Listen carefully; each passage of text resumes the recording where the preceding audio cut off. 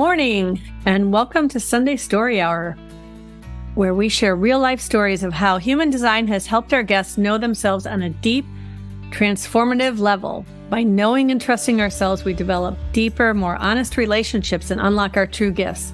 I'm Kathy Bashanko, and my guest this week is Larry Armstead. And apparently it's an orange day, right? It is, absolutely. I think I got the memo, right? There you go. Okay. So, well, I love orange. If people don't realize that about me, orange, yellow, green, those are my colors, bright pink. Anyway, so hi, Larry. I'm so happy to have you here. And Larry is a 6'2" emotional manifesting generator, left angle cross of industry, right? Getting stuff done. Yeah, that's right. He is going to just start out, tell us a little bit about yourself. And I'd love if you just dive right into how you found human design or it found you, and that general narrative would be great. Okay, so it kind of found me. So long story short, many years ago, I'm 40 years old now, but when I was 15, I foresaw the death of my oldest brother, Carl. And it was something that happened to me. It wasn't something I was looking for. Of course, no one goes looking for anything like that. But we were kind of at a family gathering, and I was taken out of that gathering and placed in what I call this big spiritual IMAX, right? And I saw the ongoings of my brother's passing play out on this screen in vivid detail. And of course, and I told my mother and everyone, that year, the day that it happened, actually, and they said, don't say anything like that. Of course, you're going to, make things happen. And I'm like, I'm just telling you what I saw. And nothing happened for a year. And then, the day came up. I always kept that little vision in the back of my mind. And the day that he passed, I started recognizing little keynotes from the vision happening. And I'm like, oh my gosh, I got to do something to change it. And everything that I would do to try to change it would actually just keep the narrative going the way they were supposed to go. He was actually intended to exit. From that point, I got really curious spiritually. I've always loved spirituality, but I got really curious spiritually. I am a Midwest church boy. Grew up in the Bible Belt. My uncle is my pastor. I was there to open the doors of the church when it was time to open them. And I was often there to lock the doors when everyone was gone, right? And the church was not giving me answers that I needed. So, this is 1999. So the internet's a little bitty baby at that point. So I went to the library and I checked out every book imaginable on psychic, spirituality, ghosts, haunting, mediumship, you name it. I had the book from the library. I know they were like, why is this guy checking out, 15 books at a time? And I'm sitting here soaking up the information. And, as a 6'2", I'm in the line 3 phase of my chart at that point. So I'm experimenting with everything that's in the book, right? If they say, let's do some remote viewing, let's do it. If they say, let's do some channeling, let's do it. If they say, let's meet spirit guides, let's do it. I'm doing every single thing. And eventually, I started reading for friends all over the US. I had some friends in New York and some out in California. And I told them what I was doing. And of course, they were like, well, prove it. Openness to open ego. I'm like, well, of course I will. I'll prove it to you. And so I began reading, and people were like, the heck are you doing this? And I'm like, I don't know. I just see what I see on the spiritual IMAX, and I'm giving it to you. I never believe a damn word that I'm saying as it's coming out of my mouth.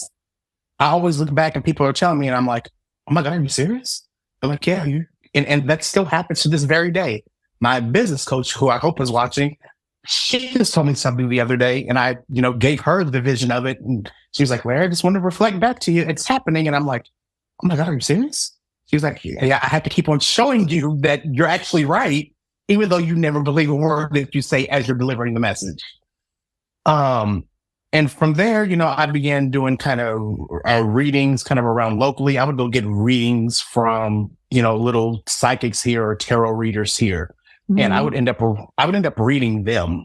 I would go pay, and then I'd end up reading them. So I had a friend at the time, Tasha. She said, have you ever thought about doing this online, like on Reddit? And this is around the time the movie Paranorman came out. It was a little animated feature that we went to go see. And he was a psychic medium, spiritualist guy. And she's like, you're just like him. You're like paranormal, but you're paralary. And I'm like, hey, consider that stolen. So that's how I became paralary. Right. And from there, I began doing readings online for $5. Really amazing money at the time. And I met a friend, Amber, who is a very gifted psychic medium. She's a splenic manifester. And she invited me to this spiritualist group. And we all met one day. And there was this girl in there that I was really drawn to. Her name was Michelle. And we began reading A Course in Miracles together. We just kind of struck up a friendship. Hey, I'm reading it. Do you want to read it with me? We read it. And then, we did everything pretty much but A Course in Miracles. I mean, we were doing emotional maturity, trauma work, parts work, inner child work. I mean, anything you can do. And on top of all the spiritual work that we're doing, right? She's the person who let me know, hey, do you have trauma? And I'm thinking trauma is like you get in a car accident and your hands like chopped off, or, the passing of my brother. I wasn't thinking little T traumas or anything like that. And then one day she looks at me and she says, have you ever heard of this thing called human design? And at this point, I'm so far down the spiritual rabbit hole. I'm like, Michelle, listen, I don't need another modality. I've got tarot. I've got oracle. I'm a spiritual life coach. I got neurolinguistic programming. Like I'm proving by listing all of the things, right, that I've done and that I have. And she was like, okay. And Michelle is an emotional manifester. So of course she's going ahead without me, right? Right. And she's like, well, Larry, it's okay if you're not ready. The easiest way to get me is, it's okay if you're not ready. So now you got to prove you're ready, right? Correct. So I'm like, I'm going, but I still was in active resistance to looking at human design. I would pull up my chart, or she would read stuff about my chart to me, and I'm like, this reads like mud. I don't. What are you talking? What is a G? Are you talking about a G spot? What is it? What are you talking about? And one night after I gone through a really terrible breakup of like after 9 years, I'm visiting Michelle, and this is in Connecticut. I'm in Southern Indiana, so I'm over 900 miles away from home, and it's like 2 a.m. I'm artificial shores, so I love that time of night. I'm very nocturnal, and I had no vehicle, and everyone that I knew was asleep. And I've been avoiding looking at myself from like the fallout of this breakup. And it was there that I finally met myself. And then I finally got curious enough to open up my chart. And it was there I was kind of like, oh my gosh, there might be something to this human design stuff. And I finally looked into it, and I had not looked back since. So and you were kind of found me. So you were already on the roof by that point, right? Human design, I'm just saying this for the audience, as a 6th line, you go on the roof around 29, 30. And so this was early after that. This was, you said, about 5 years ago. Is that what you told me? Yeah, I'm very much on the roof at that point. Yeah. Didn't know that I was, but yes, I was. Absolutely. Yeah.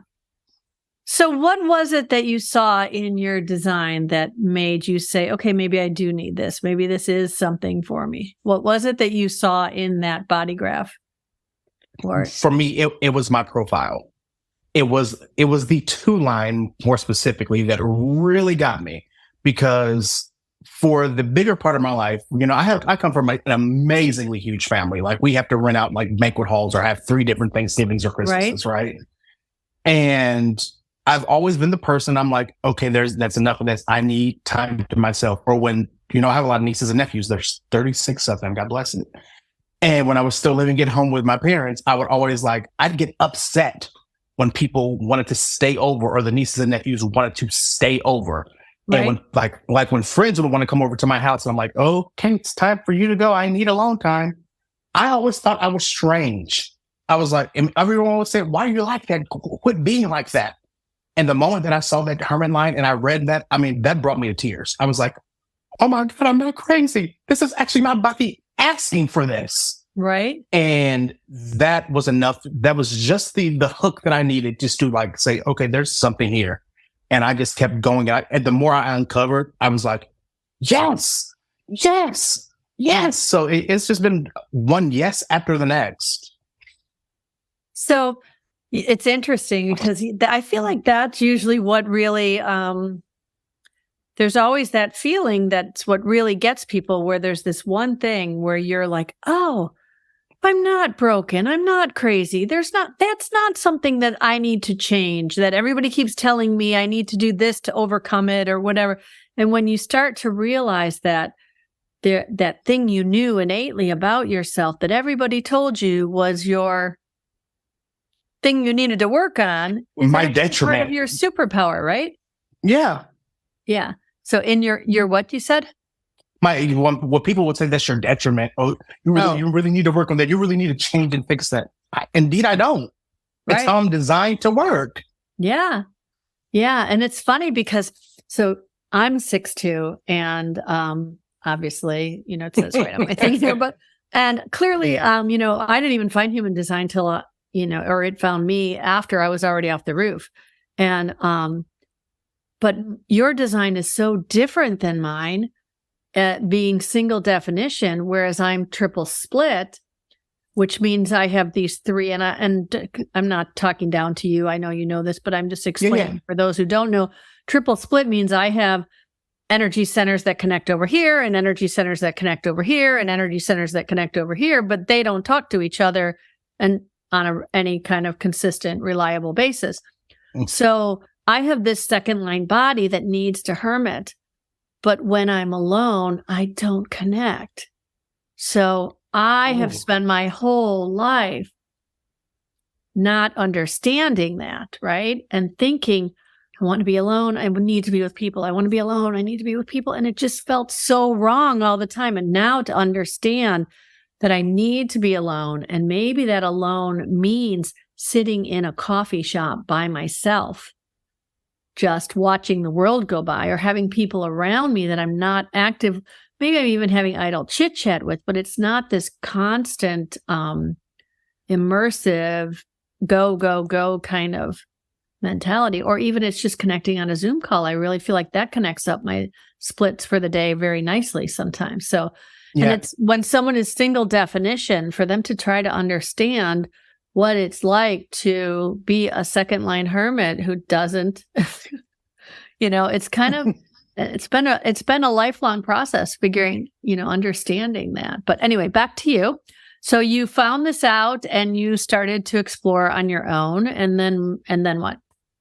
So Michelle, I always say she tricked me into starting the deconditioning process. Because, with all the trauma work and the emotional work and all the other works that we were doing, and the spiritual work that I was contributing, and the parts work and everything that I was contributing, I didn't realize that, she was always like throwing little things at me from my chart. And I would just kind of like, water off a duck's back for me. I was like, I'm really not that invested until that moment. But, I looked up one day and I was like, this makes sense. And Michelle has been my healing partner, and my deconditioning partner. And I just looked up one day and I'm like, oh my God, we've covered a lot of ground and we've done a lot of work. And she was like, yeah, you've been deconditioning with me and you didn't know it. And I'm like, leave it to a manifestor to help me just kind of initiate the entire process. Right. So from there, I just got extremely curious, about just the energetics of my chart. But what I have found that has been really interesting is most of my chart is, collective circuitry, right? The bigger part of my chart, that's where it's at. And so when I began reading design, how I learned was I began reading, of course, for everybody else. I was like, oh, I'll be here. I'll go to the back of the line, right? I'll read for everybody else. Mom, this is what's going on. Dad, this is what's going on. And everyone's like, oh my God, I need more. I need more. I need more. So I'm reading for everyone else. And it's finally like Spirit sat me down and was like, no. You're here to know yourself. Know yourself. And then you can go role model it for the collective. And I'm like, oh, and what I found to be the most interesting in this kind of diagnostic or analysis of my chart is my dad is, also mostly collective circuitry. But I don't have that bond, that extra special, like close bond with my dad. I'm more bonded to my mother, and my mother's circuitry is mostly tribal. So I'm a little, collective guy trying to act as a tribal guy, and it never feels right. And, the things mom would say about the family, or you should be doing this, and this is your family, or you only have this. And I'm just like, that never resonated or felt right to me. And like, she's tribal and individual for the most part. And I am collective and tribal for the most part. And I'm like, this stuff just never feels right to me. I don't mean to interrupt, but you've got quite a bit of individual in there with that 20, 34 and the 10 still. And then you've got the hanging 28 and the hanging 55. Those are all, and the 43, those are all individual energies. So I don't mean to contradict you, but I feel like I sense the individualism in you just as much as, in fact, and you've got anyway, I'm not trying to contradict. You're good. Because when I look at the overall circuitry, it's mostly collective that I sense and that I did most of. There's a lot of individual in there, most definitely. But the overwhelming amount is collective. And what I kind of looked at or understood was, you have this guy that's being raised in a way that wasn't quite in alignment for him. I've always kind of felt, and I think this might be kind of the plight of the 6-2, being just who we are. I've never felt completely connected to just the experience of being part of the family or being part of everything. I've always kind of felt like, as Ra kind of says, the 6 line sits on the top. So it's kind of really not part of the hexagram. It is, but it's not. And that lends itself to feeling a little bit of as an outsider a little bit. And that is one thing that I've kind of struggled with my entire life. And the moment that I found that out as well, I was like, this makes sense. This makes sense that I'm not, completely, I feel like I'm always on the window on the outside looking in. Mm-hmm. And I have a little niece who is a 6-2 emotional projector. And she's in the 3 phase of her life right now. She'll be 20 on December 30th. And she's asking me all of these questions because I've gotten her into design. And she was like, I've always just felt like the black sheep of the family. And I'm like, uh-huh. And so it's just interesting to watch the energetics of how this all works and how my family life is working, how my friendship life is working. And it helps me not to take things so personal at this point. And that's one of the biggest things. It's one of the biggest gifts, I think. Yes, definitely. It takes away those stories that our mind makes up to explain why things are happening, when there's really an energetic explanation where you can look at it all and say, I'm meant to have all these different experiences because in the first phase of my life, I'm meant to really gather all this information by seeing what hasn't worked out for me. So that I can then take that onto the roof. And so tell me what you feel like. Okay, so you've been on the roof for a bit now. You're about maybe a third of the way into your on the roof experience or so. I don't want to. I've been up here chilling out for a minute. And what's the biggest difference you think? Just for me, it's realizing that I'm not this freaky outsider weirdo.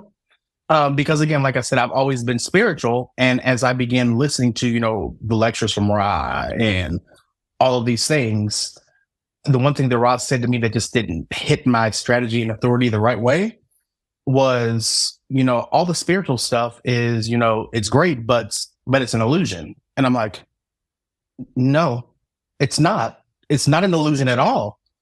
And I was like, because I have experiences that, speak otherwise. And, when I went to Santa Fe this year and spoke at the Human Design Conference there, that was the topic of my talk. The spirituality stuff is not an illusion. It's not something that's made up. It's not some sort of distraction, not a human design distraction, not that verbiage, but it's not some sort of distraction, not something that's not real. It very much is real. And I couldn't reconcile how human design is built upon a lot of spiritual components, the I Ching and Eastern or Western astrology and all the components that make up human design, the chakra system, And the Kabbalah is deeply spiritual, right? correct. Right. And I did that. So I could understand how Ra would say, oh, this is not spirituality is an illusion. I'm like, it's not. And for me, the biggest thing that I took away, like, as I've been deconditioning, is like, A Course in Miracles has never left me. Books like The Law of One and Urantia and Tarot and Oracle, these things have never left me. And so what I began seeing, especially here up on the roof, having this, this perspective to look down and just survey the land, basically, is that the voice that Ra experienced is the same voice that is transmitting in A Course in Miracles. They hold the same vibratory pattern and they speak in the exact same way. Ra's voice said, "Are you ready to work?" A Course in Miracles, the voice said, "This is A Course in Miracles. Are you ready to begin?"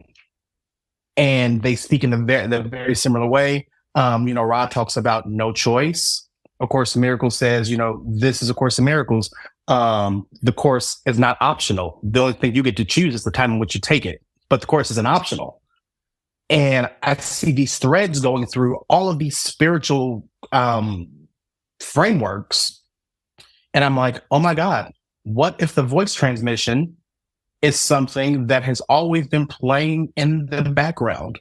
We just got to pay attention. And I could say some very heretical stuff. So I'll try to refrain from doing that. But it's Ra's experience for me. Just looking at that, I said it's nothing special. It's nothing out of the ordinary. It's not even anything unique. And that's one of the biggest pieces of things that's come out of this time of being on the roof. It's even with the 1987 supernova and everything that was going on when he had his experience, the voice transmission is not unique. We can trace it back to actually ancient Egypt. Is the first time that I can find it in some of the older spiritual traditions. And they have been sprinkling this information all throughout every spiritual tradition. So for me, I can't get rid of any of my spiritual knowledge. I can't get rid of any of my spiritual wisdom or anything that I know, because I see how it all goes together. I can see that these are all puzzle pieces or fractal pieces that actually snap into each other. And human design for me is one of those pieces. It is not the only piece for me. Okay, so you were speaking at the High Desert Human Design Conference in Santa Fe, which is a very raw, purist group of human designers, right? So I'm curious how you going there and saying, well, Ra said this, but it's not, I don't buy it, how that was received. Actually, very, very, very well. I'm still getting messages, and that was in September of this year. And I'm still getting messages from people saying, oh my God, I just listened to your speech, or oh my God, I've been meaning to message you. Thank you. The day that I gave that speech out there, and I termed this system of human design, divine human design, because I see the divine overlay in all of it. And there are people that came up to me. There was one lady in particular that came to me and said, this was actually going to be my last human design event ever. I was leaving human design. I was leaving it all behind because I was brought up with a certain spiritual tradition. And for them to tell me that it's all BS. No. And she said, I was so conflicted. And thank you, because now I feel seen and I see where the spiritual is. I had that same message happen, thread. I was there for a week. That same message threaded throughout the week from so many people. I talked to so many people that I have lost track at this point. There's still people texting me and calling, and I'm like, they're like, we spoke at the, High Desert Human Design Conference. I'm like, we did. That's how many people came up to me and gave me hugs and just embraced me and said, thank you for saying what you said. Thank you for reintroducing this and bringing the spirituals to light and letting us know it's not an illusion and it's not BS. So now what? So what do you do now that you say that? What does it mean to practice in practice for you? So for me, number one, I'm writing the book for Divine Human Design, and it won't be a thing that's like, oh, I'm trying to replace human design, or I'm trying to say that human design as a system doesn't work.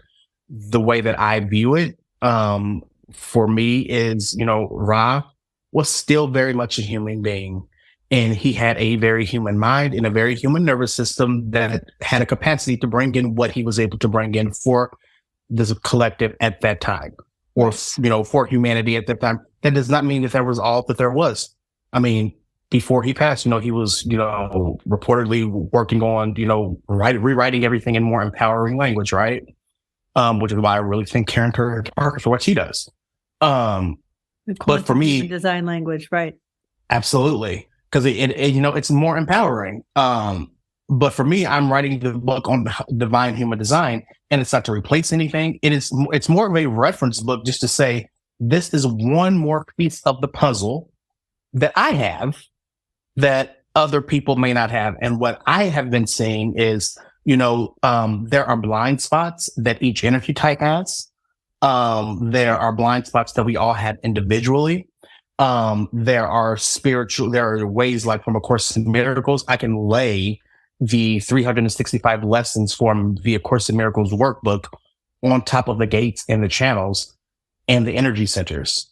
And it's amazing because it takes the buzz out of the not self that appears in there. Do you mind backing up a little bit? You said there are blind spots that each energy type has. Yeah. And this is something that's not taught in human design? Is this something else that you found, or this is something else? A little bit. Yeah, this is something else that I have found. So we see that we have the personality side and the design side, right? And for me, it goes there's a step that goes like just a hair deeper with the blind spots. The blind spot is what we don't know that we don't know. So right. I would say with the unconscious stuff, we kind of know that we don't know it because it's sitting right there for us in red, right? But these blind spots are what we don't know that we don't know. So if I say to you, hey, Kathy, do you know how to drive a stick shift? Yep. Okay, so you know how to drive a stick shift. So you know that you know that. Been a minute, but yeah. So what is something that you don't know? I don't know how to perform brain surgery. Okay, so you don't know how to perform brain surgery, but that still exists in the realm of the stuff that you know. You know that you don't know that, right? Right. Yeah, sure. The blind spot is you don't know what you don't know. Right. And what I found about like the manifesting generator, for example, the blind spot for the manifesting generator is identification. We become overly identified with things. And that the moment we begin identifying with something is the moment that it becomes problematic with us, because then we take it on and everything about it becomes really personal. And it becomes really... manifesting generator specifically? The manifesting. So what I did is I took A Course in Miracles. I took some keynotes from the Law of One. And the Law of One actually lists some energy types that you can actually overlay on top of human design. That are very similar. The verbiage is different, but they're very similar. And that's the one theme that's running through it. So I took human design, I took A Course in Miracles, and I took the Law of One. And I was like, okay, let's put all this together. The manifesting generator is here to work on overly identifying or identifying with things. And it's something that I spoke about that too at the High Desert Conference. I actually had a manifesting generator come up and read what I had written about identification. And if you go over to my website and plug in your chart, for free at my website, you'll get a 29-page report. And toward the end of that report, it'll show you what your energy type's identification is. Oh, okay. I'll have to try that. And your website is paralary.com, right? Yes, it is. Okay. So that's interesting. So what is the projector blind spot? Projectors are blinded by judgment. Ooh, that sounds real.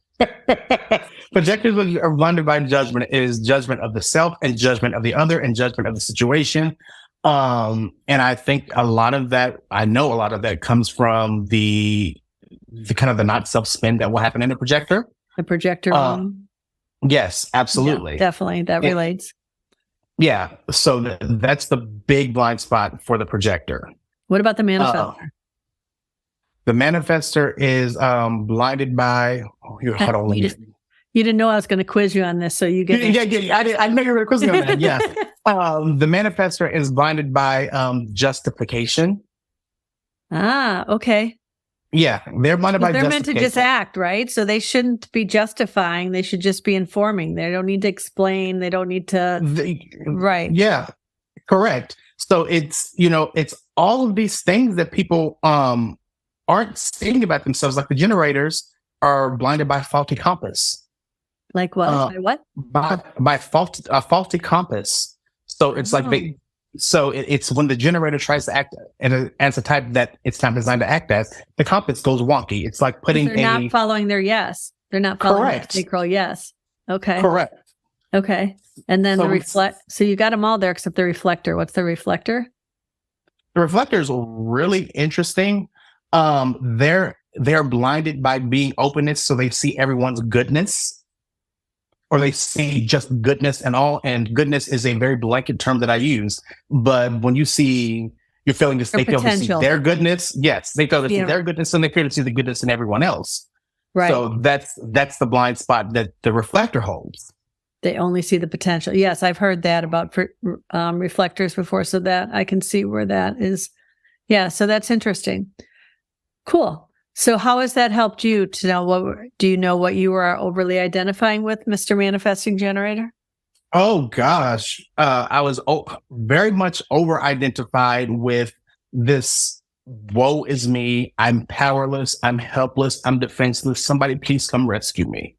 That was, if you looked up the Larry life story, that was my life story. And what I came to do in this deconditioning process is we did a bunch of inner child work. And I finally got to meet little 6-year-old Larry. And I was like, why do you feel this way? What's going on here? And when he said, I feel defenseless, I feel powerless, I feel helpless, I'm like, okay, well, what can I do for you as an adult to help you not feel that way? And he said, I want to go to karate. And I'm like, you want to go to, and this is me as an adult. I'm like, you want to go to karate? Okay.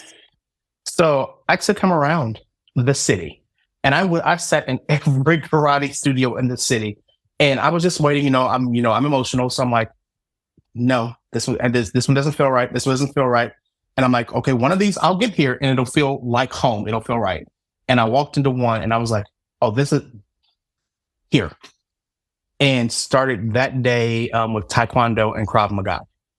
And the joy that just permeated for me, and the movement, the striking, the discipline, the way you think after you've been in something like that has been transformational. And I actually find that after I have been in Taekwondo, or if I've been doing Krav Maga, and I'm there every single week, multiple times per week, that is when I'm actually able to let go a lot of that sacral energy, the emotional waves a lot quicker.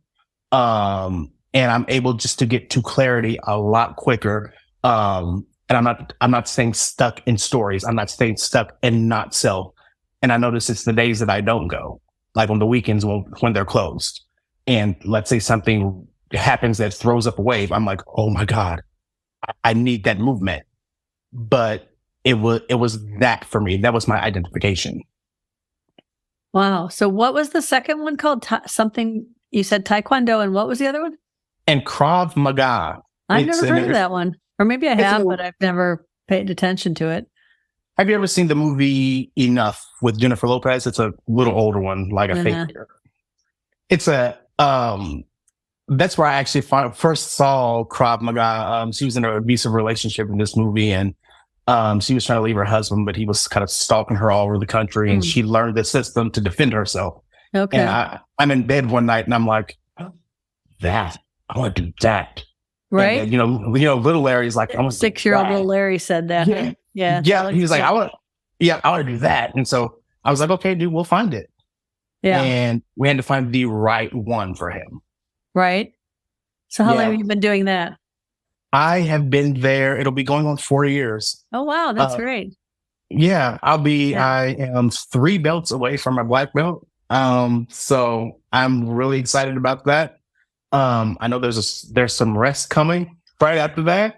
But everything in my Right. body is just like black belt, black belt, black belt, black belt. I'm like, okay, we'll get you there. The 952 of concentration is right there, black belt. Okay. That open this ego work? really wants that, right? Oh, 100%. Right? Yeah. Yeah. Okay. So tell me about how knowing yourself through the lens of human design has impacted your connection with your divine Larry, with your spiritual gifts. So it has let me know the first thing again, it kind of harkened back to you're not crazy. You see spirituality everywhere. Anybody who talks to me always hears, Larry, you are all spiritual. You see the spiritual in everything. And it's something that I can't not see at this point. But it let me know that I again, being raised very extra Christian, my aunt always says, extremely saved. It let me know, when I left all of that, I was like, I didn't throw any of the systems away, but I felt amazingly guilty for quite some time. Yeah. Especially being in the church and, going all over the country singing and doing all the things we did at the church. When I finally left the church and began kind of out here on my own, looking at every spiritual system, I was like, everyone has a message. Everyone has validity. Every single, religious tradition, every single religious train of thought has some kind of validity there that you can pick up from. I don't discard any of it. I don't discard anything from the Christian side of it. I look at things from, the Buddhist side. I look at from everything from, the Hindu side. I look at from A Course in Miracles, which is technically not spiritual. Human design is not a system to believe in. It's a system to experiment with, right? Right. I look at all of these systems that I've been exposed to, and I'm even, the tarot and the oracle decks. And I'm like, I understand. I see how this all goes together. No one system for me is the complete, total, and full truth. It is like the truth is everywhere. It's what is the X-Files says the truth is out there. Right. I was actually so funny. As soon as you said that, I was like, oh, X-Files. Yeah. Yeah. I love that show. Yeah. And what you, we both have open ajnas. So, there's this thing where I was just explaining to somebody in some Facebook group somewhere who was talking about, what center do you feel has been most transformative in your learning? And I said, well, that's hard because I definitely felt transformation in learning all the aspects of my chart. But for me, I think the things people often discount is the ajna. They don't put enough emphasis, when they're thinking about deconditioning, so much is talked about, and rightly so, the ego center, the sacral, the root, the solar plexus, all that. We talk about all of that, the conditioning. But that ajna, with the open ajna, we are supposed to just hold space, or supposed to is, words matter, and supposed to, it's not like there's a rule, right? But it's, you have this potential to hold the space for all possibilities, right? All truths, all knowingness in the open ajna. And when we get locked into any kind of certainty, and that's what I feel like a lot of religious traditions try to do, is say, well, we have the corner on the truth, right? And for some people, especially if you have a defined ajna, that might work for you. But when you have this thing where and there's a lot of people with defined ajnas that it doesn't work for. I'm not saying that, but you're really just here to be like, that's interesting, right? And hold that space. And now you've got 2 hanging gates on your ajna, whereas mine's completely open. And it was funny. I was looking at your chart a little bit right before we got on. I was thinking, okay, he's on the roof. So I wonder what it would be like to be somebody who's on the roof and knows about human design. And by the time you get off the roof, you've had a lot of time to contemplate your Chiron and to like do all these things. And I was like, ooh, your conscious Chiron is gate 23, which is, connected to that hanging gate 43 that you have in your Saturn. Mm-hmm. So that's the potential, even though our Chiron doesn't give us a channel, the energy of those two connects in that genius to freak channel, right? And then your unconscious Chiron is that gate 8, which I know very well because that is my conscious earth. And I feel like really understanding that energy has been huge for me. And so, you were saying how you're really embracing the idea that, there's not something wrong with you. Well, gate 8 is all about not just not having something wrong with you, but just really embracing the unique person, the unique style of Larry, the whole, every time you're inspired by somebody and you start to think, ooh, I love what they're doing. And you start to do it like they do it. All of a sudden, then I got my hand up now because my things, Zoom likes to take all my hand gestures and turn it into stuff. So, but you know what I'm saying? So what I realized is anytime I would admire somebody and I'd think, oh, I like the way they wear their hair, I'm going to cut my hair like them. That's just, putting us back down into this copying thing, right? It's the shadow of mediocrity as soon as we start to do that. So to me, that feels like you're really being called to own your voice in a really unique way, right? That gate 23 is it's individual energy. And so I would ask you to contemplate, where are you denying your individualness? You're very focused on your collective circuitry, but that 2034, that integration circuit and that gate 10, which is all about love of self, is really calling you while you're up on the roof to just know that, right? And see, what's really great about what you're saying is, and you'll see it on my website. I'm definitely not denying the individual side of me. What's happening in this roof phase is I'm realizing how much of myself that I've given to just the collective and just being the collective. So there's actually a reverse happening where I'm like, I'm here to know myself. And as I know myself, I can share it with the collective. Right. And one of the biggest things that I have learned in this roof process is, especially during my breakup, my favorite singer in the world, I mean, you'll see it if I pull up here, but you'll see it's Whitney. Ah, okay. She's tattooed on me. If you looked around this room, you'd see nothing but Whitney around me. But the one thing that kept coming up was the greatest love of all. Now, listen, I'm a lifelong Whitney fan. I'm 40 years old. I've loved her since I was 2. I learned how to work a VCR because of Whitney. My mom will tell you that story, right? Right. And the song, I know every live version of the greatest love of all that you can imagine. Like, I'm the Uber fan who can tell you, show me a picture of her. I can tell you where she's at, what she's doing, the year and everything. I'm that guy. Okay.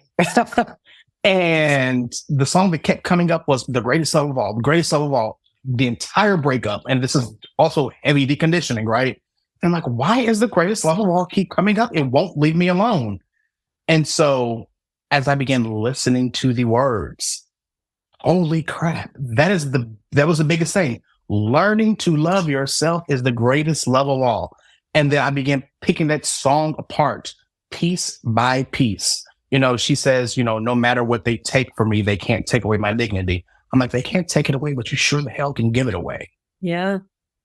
It's a great song. People don't necessarily sit with it enough, but yeah. And it's so, you don't think that song is that deep, but that song is very, very deep, because in this process of deconditioning and, learning myself, knowing myself, leaning into that individual side of me, she says at the end of the song, if by chance that special place that you've been dreaming of leads you to a lonely place, find your strength and love. And I'm like, it's the lonely place. Because I'm like, it's not by chance it's going to lead you there. It's definitely going to lead you there.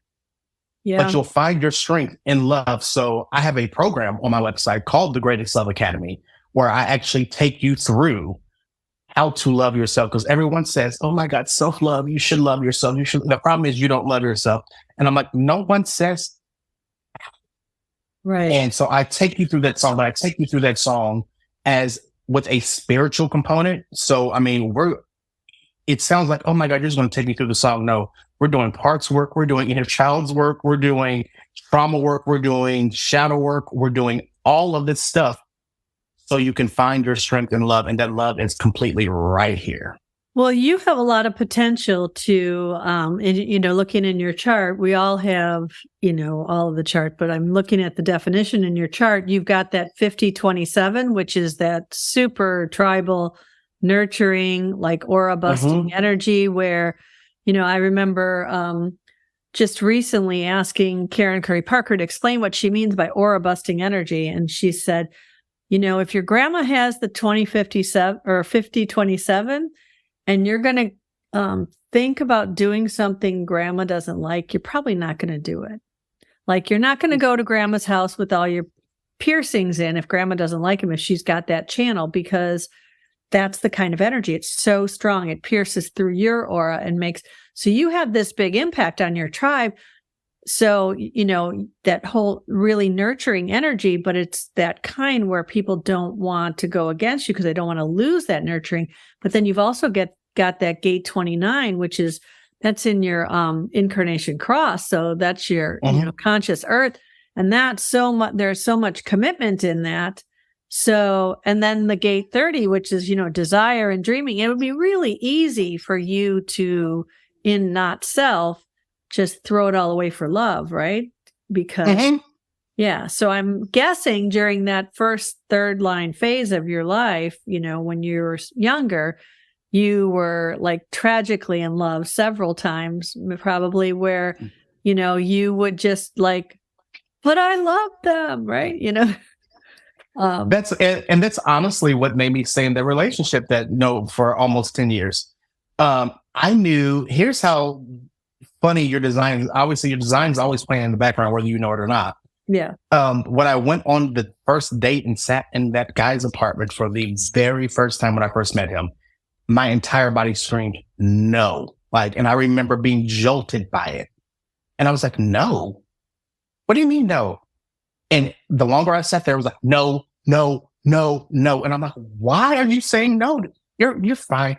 I can fix him. I can change him. These are just a little few. It's going to be fine. And 9 years later, it was not fine. Oh, no. I knew from the moment I sat down.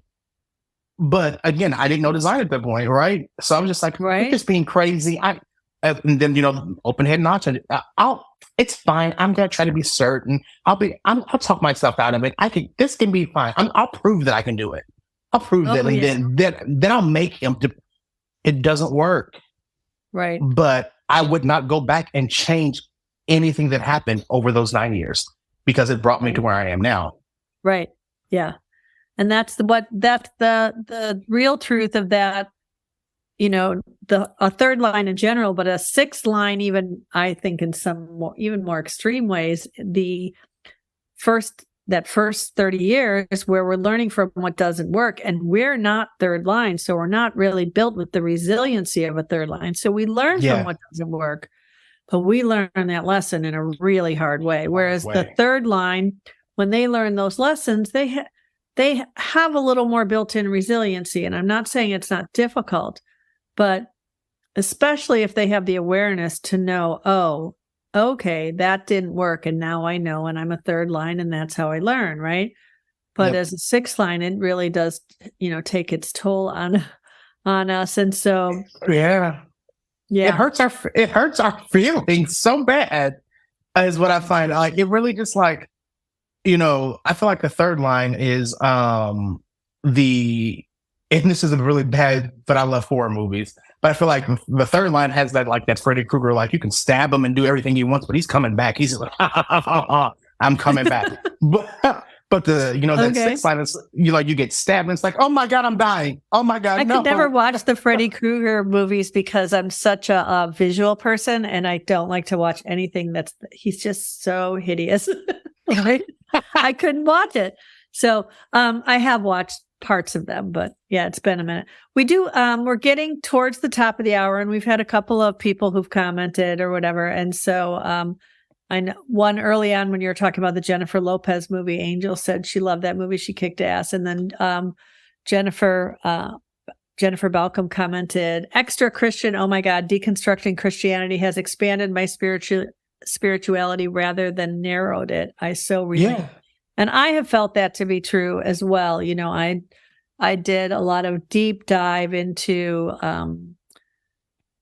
the history of the Bible and a lot of those sorts of things. And I have a lot of that sort of background in, I was raised Catholic and then completely gave that up and considered myself actually an atheist for about a minute and then realized, no, I'm more of just an agnostic, and then, and it's interesting now looking at all of that through the through the lens now of hindsight with my open ajna, I realized how much, even though I never would have thought at the time, how much those phases of my life were influenced by the defined ajnas around me, that were like, oh no, we don't believe that, or we do believe it. And I could be in my certainty, or I could go into theirs and there was no in between, right? Yeah. That's what I felt at that point in my life. So then I went through a whole phase where for many years I was involved with the Episcopalian Church, which I do think is a wonderful organization as far as organized religion goes. But around COVID time, when I really got deep with human design, I realized that it was still a slot. And I am not saying anything against any of the slots, but I really wanted to take myself out of the slot and open to the wholeness of, of divine. Honestly, to me, it comes down to we are all God. We are all source, right? And so yes. When we see the greatest love is learning to love ourselves because we are, divine incarnate and we're just living in denial. But the consequence of believing that is really difficult because if I'm God incarnate, then you're God incarnate. Mm-hmm. If you're God incarnate, then I have to learn to love you too, right? I have to fully embrace the trajectory of your own journey being part of your experience here in this reality, right? So I'm not here to guide you because you're God incarnate too, right? I'm here to guide myself and have my own journey and my experiences and realize what I don't know, as you said, right? But I'm also here to allow you to realize what you don't know on your own trajectory. So when we start to get into this divisive kind of thing of like, no, you're right, or you're wrong, I'm right, you're good, they're bad, that sort of thing. It throws it all off kilter. So yeah, and you always have to point it back at yourself. My one of the favorite phrases that you hear around this area of the country is the moment you point a finger, you got 3 pointing back at you and a thumb on the way. And, so if you say, I love myself, but I don't love the other person, you've already contradicted yourself because, as you said, we're all a spark of the divine, right? And in doing that, I can't not love you and love myself at the same time because we're part of the same whole. Right. And so if I don't love you, I'm not, in effect, loving myself. Right. I'm laughing at Zoom that gave you the little thumbs up. Did you see it? The little cloud that came up, right? I didn't see it. But thank you, Zoom. Zoom has all these automated things. And the funniest thing is I can sit here and do this and it not happen. Like if I wanted it to do it, I can't get it to do it. So whatever. It's just got its own little thing just to make us laugh. So anyway, if anybody had any questions, now would be the time to put them in the chat. And I have really enjoyed this conversation. I don't know if there's anything, that we've left out that you wanted to share about what it means to be a paralary 6-2 emotional manifesting generator. Is there anything that comes to mind that not? I mean, for me, it's just, the more I just dive in, the more that I see the notes that I would say of my life, they just speak. And I've always been a spiritual guy. I've always been a writer, and I've always been, an entertainer. And I can see it all happening in my chart. And I'm like, this is just brilliant. Like these are the things that I knew about myself, but to see them just actually represented sitting right there in front of me, I'm like, this is so cool. And then being able to, offer what I do on paralary.com to people. I always tell people that as a 6-2, especially for me, I'm the guy up on the hill, the guru up on the hill, but I don't have your answer. Anybody that comes to me, I always ask, why are you asking me to coach you? Why are you here? Why me? And realizing that I'm not here to fix you. I can't fix you because you're not broken. But I don't necessarily have your answer. The only thing that I can do is show you what has worked for me, and I can role model what has worked for me. But that does not prevent, as I'm pretty sure you understand, people calling you, especially, with my 36, everyone that is going through something calls Larry. Please, Larry, just listen to me. Larry, I don't have the answer. I promise you I don't have the answer. I have perspective, and I can give you perspective, but what you do to that, how you action it, is completely on you. Right. And that's kind of the biggest thing for me. And I think that's a really important aspect of human design is the greatest gift of human design is to be able to know yourself, okay, Whitney, enough to find the answers within you. And human design teaches us that we each have our own way that is not, there's like little slots they fit in, but there's, I'm emotional authority, right? So I'm meant to find my answers by waiting for emotional clarity. Well, waiting for emotional clarity looks very different for me than it does for you based on our unique design. So what I talk to people about is I'm not going to in any way tell you what to do, but I'm going to help guide you to understand your own unique process so you can get out of your own way, so you can not listen to the stories your mind is making up that aren't necessarily for your greater good. They're there to keep you small because your mind always wants to keep you in a consistent safety, like, oh, we don't like change kind of thing, which is not good for growth, right? So if people wanted to work with you, so is paralary.com the best way, or how would people contact you if they want to or connect? Head over just to paralary.com. You can find me on social media, like on Instagram at officially_Larry. I will tell you right now, I suck at social media and I have zero pull to social media. So my wonderful executive manager, Ann, runs it, and she'll funnel the messages to me. She's also a 6-2 emotional manifesting generator. But social media seems to be her thing. It's not my thing. The best way to get a hold of me is at paralary.com. You can shoot me an email there. You can hit the services tab and see everything that I have to offer, or you can email me at larry@paralary.com. Okay. And we did have one question, and I just noticed Angel said maybe too long for now, but I'd love to hear his experience with crystal bundles. Is that something specific that you have experience with that would be a not too long of an answer? It would be a very long answer. Okay. So maybe you can put, if you have a link to something or address to something in the comments later. So okay. And but sounds interesting. So I want to thank you and thank everybody who's joined us. And every week we share stories of how my guests have come to understand themselves in a more loving and empowering way through the lens of human design. How you think and speak about yourself matters. Human design can show you the reframe of not only your own story, but the story you tell yourself about your relationships. If you're ready to start living a better story, I would love to help guide you through the process of embodying who you came here to be. And to work with me, you would just go to kathybashanko.com, which my name is on the screen here, kathybashanko.com, and you can set up a free discovery call. So, and paralarry.com is on the screen too. So we've made it really easy for everybody. So, and thank you so much, Larry. I really have enjoyed our chat, and I'm going to end the live. So peace out, everybody.